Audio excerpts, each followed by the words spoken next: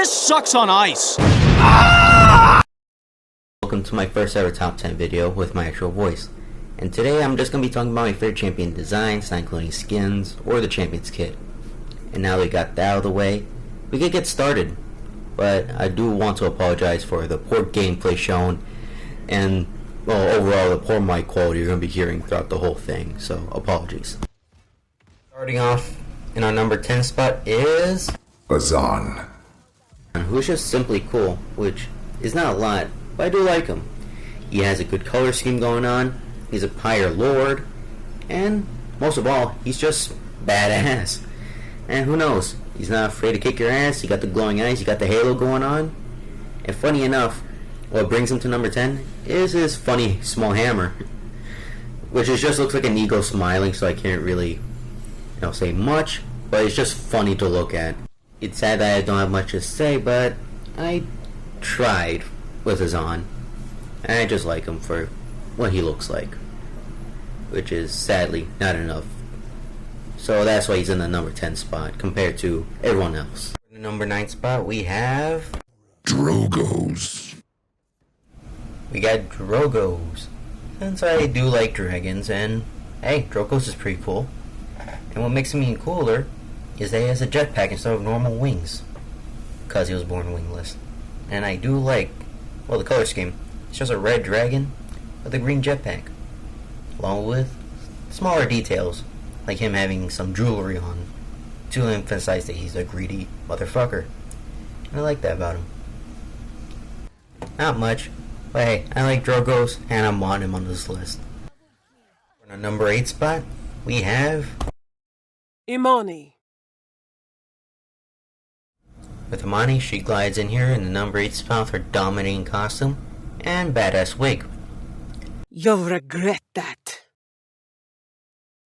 Continuing what I'm saying, that she supports an awesome color scheme that just works. And not to mention, her cool gauntlets that switches from fire to ice. Let's just say, that is pretty cool, if you ask me.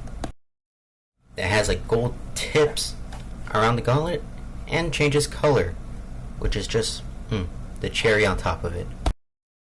Now that we're done with Imani, let's go to a number 7 spot. For the number 7 spot, we have Voda. As Voda obliterates number 7, she's pretty attractive and definitely got the corruption and dark ballerina theme going for her, as she's pretty interesting to look at, the whole dark and red seen through the skin, and not to mention the obvious head crest she got going for herself that has more than a few eyes to reference someone that will be showing up later in the list.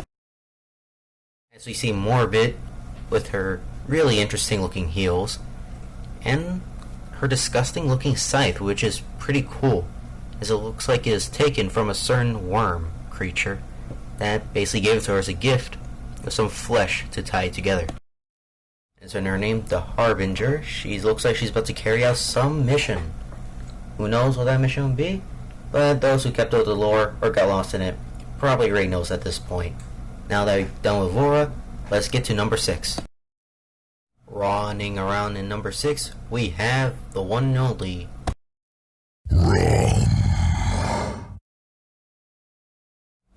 as we have Rom, the Abyssal Lord, who is not only as metal as fuck, but screams that he's a fan of Slipknot. Not only that, he has a tail with spikes literally piercing through his tail. And he says, yeah, he's been to a lot of battles, and he came out victorious no matter what happened. And not to mention, he got a flaming hand that has a skull above it that sucks the souls out of everyone he kills.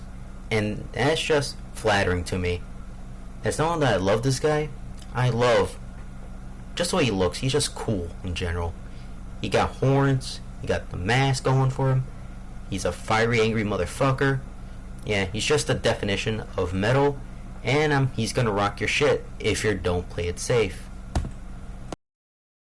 That's all I can say about Rom. He's just really fucking cool. Now they got that out of the way, let's get to our number 5 spot, and basically get closer to ending this list that we have. For number 5, we have the man lost in time himself. Atlas. Atlas. The man definitely looks like he's been through tough shit.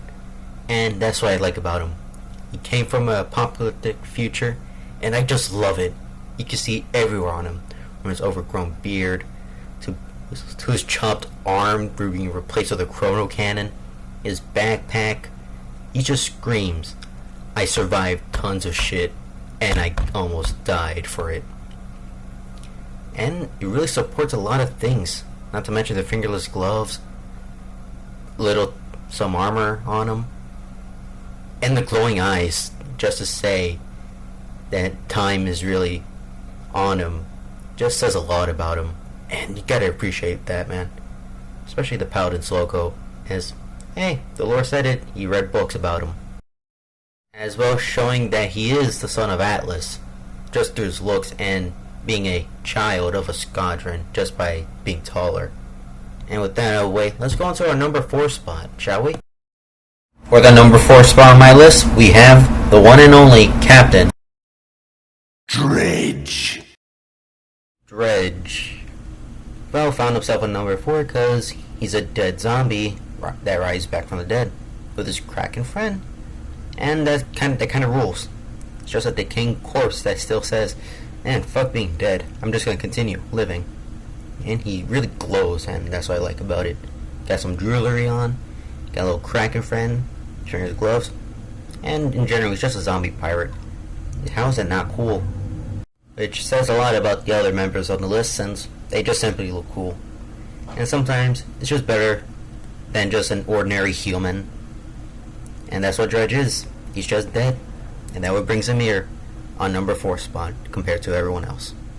Well, Rom is a bit back, but hey, let's just ignore him. And get to the other numbers on our list for now.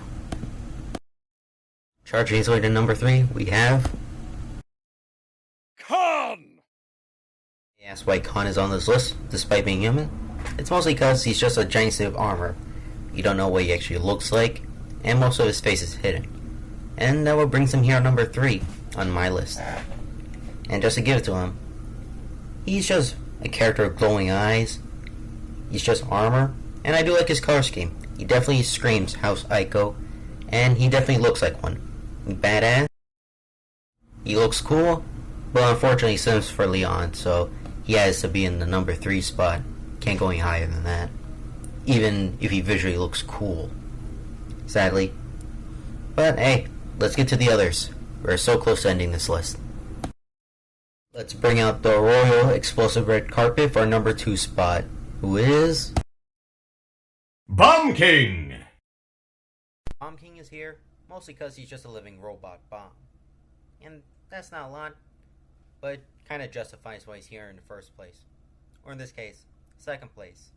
As he's just a giant bomb, he's just cool looking, he's blue, he has a cool cape, all those gems, the fact he's a living bomb. And there's not much to gloat about or blush about. But it's just enough there for me to justify him in the number 2 spot. So if you disagree or feel like I wasn't being specific enough or give more reasons why he's here, well, let's just say I don't really care, and just enjoy the rest of the video as we're almost done. And for the number 1 spot, we got the one and only I am Yangarov. Number 1 spot is definitely Yangarov. Well, for one important reason.